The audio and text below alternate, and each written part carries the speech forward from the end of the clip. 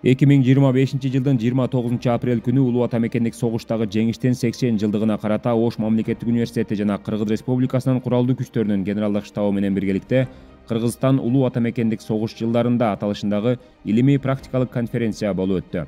Иш-чарага куралдуу күчтөрүнүн Түштүк Батыш оперативдик кол башчылыгынын кол башчысынын орун басары, Ош мамлекеттик университетинин ректору жана мугалимдери, аскер кызматкерлери жана студенттер катышышты.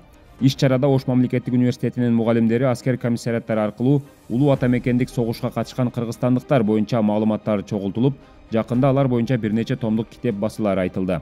Ошондой эле аталган иш-чараны өткөрүүгө көмөк көрсөткөн аскер кызматкерлери жана мугалимдерге сыйлоо баракчалары тапшырылды.